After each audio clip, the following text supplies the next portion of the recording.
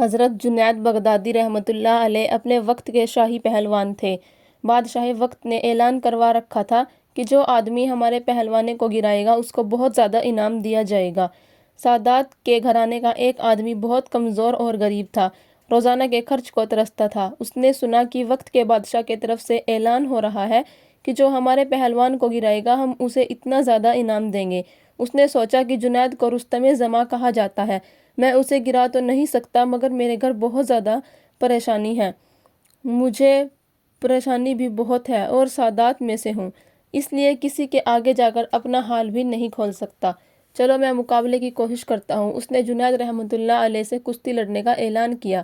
وقت کا بادشاہ بہت حیران ہوا کہ اتنے بڑے پہلوان کے مقابلے میں ایک کمزور سے آدمی، بادشاہ نے اس آدمی سے تو ہار جائے گا۔ اس نے کہا کہ میں نہیں کامیاب ہو جاؤں گا۔ مقابلے کے دن طے کر دیے گئے، بادشاہ وقت بھی کشتی دیکھنے کے لیے آیا۔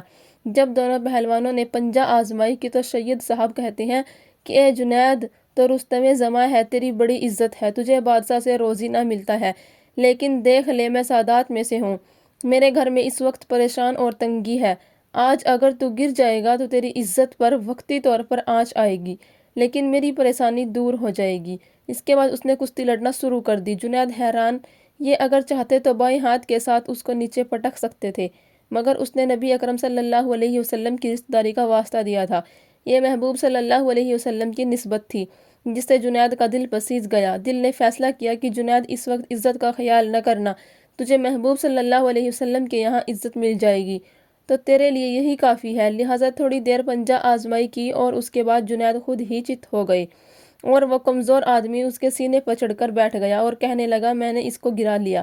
بادشاہ نے کہا نہیں، کوئی وجہ بن گئی ہوگی، لہٰذا دوسری بار کشتی کرائی جائے۔ تو دوبارہ کشتی ہوئی، جنید خود ہی گر گئے اور اسے اپنے سینے پر بٹھا لیا۔ بادشاہ بہت ناراض ہوا، اس نے جنید کو بہت لعن طعن کی، یہاں تک کہ اس نے کہا کہ جی چاہتا ہے کہ تجھے جوتوں کا ہار تیرے گلے میں ڈال کر پورے شہر میں پھیر دوں۔ تو اتنے کمزور آدمی سے ہار گیا۔ آپ نے وقتی ذلت کو برداشت کر لیا۔ گھر آ کر بتایا تو بیوی بھی پریشان ہوئی اور باقی گھر والے بھی پریشان ہوئے۔ تو نے اپنی عزت کو خاک میں ملا دیا، مگر جنید کا دل مطمئن تھا۔ رات کو سوتے ہوئے خواب میں اللہ کے محبوب صلی اللہ علیہ وسلم کی زیارت نصیب ہوئی۔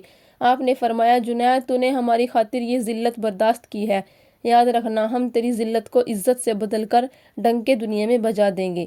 لہٰذا جنید بغدادی جو ظاہری پہلوان تھا، اللہ رب العزت نے اسے روحانی پہلوان بنا دیا۔ آج بھی جہاں تصوف کی بات کی جائے گی، جنید بغدادی رحمۃ اللہ علیہ کا تذکرہ ضرور کیا جائے گا۔ سبحان اللہ۔